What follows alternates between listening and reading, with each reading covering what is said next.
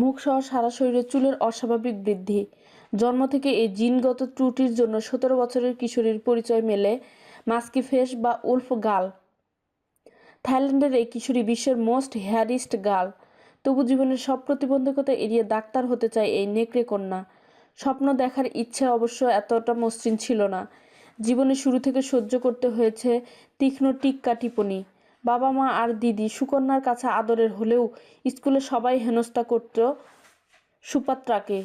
ক্রমে ক্রমে নিজের সহজাত মিষ্টি ক্ষমতা দিয়ে সবার মন জয় করে নিয়েছে সে।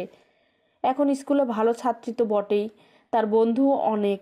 অন্য কিশোরের মতোই সুপাত্রা ভালোবাসে বন্ধুদের সঙ্গে মিলে নাচ গান করতে, পছন্দ করে সাঁতার কাটতে, আর ভালোবাসে নিজের ছোট্ট ঘরে বসে টিভিতে কার্টুন দেখতে।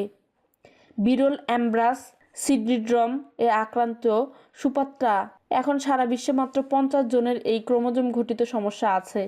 লেজার ট্রিটমেন্ট করেও লাভ হয়নি, আবার গজিয়ে গেছে চুল।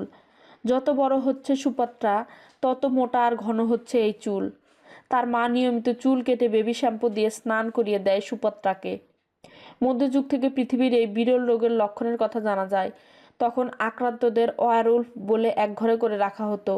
সেই কুসংস্কার এখনও কাটেনি। সুপাত্রার মা যখন সদ্যজাত মেয়েকে নিয়ে বাড়ি ফিরছিলেন, প্রতিবেশীরা বলেছিল এই শিশু তার বাবা মায়ের পাপের ফল। ধীরে ধীরে সেই প্রতিবেশীদেরও মন জয় করে সুপাত্রা, তার নরম মিষ্টি স্বভাব দিয়ে।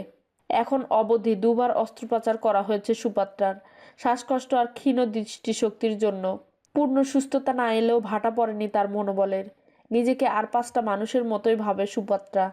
মেয়ের দিকে সব রকম সাহায্যের হাত বাড়িয়ে দিয়েছেন বাবা মাও। তারা পাশে থাকায় সুপাত্রার বিশ্বাস একদিন সে সুস্থ হয়ে উঠবেই। সেই বিশ্বাস আর অদম্য সাহস নিয়েই ডাক্তার হওয়ার দিকে এগোচ্ছেন সে।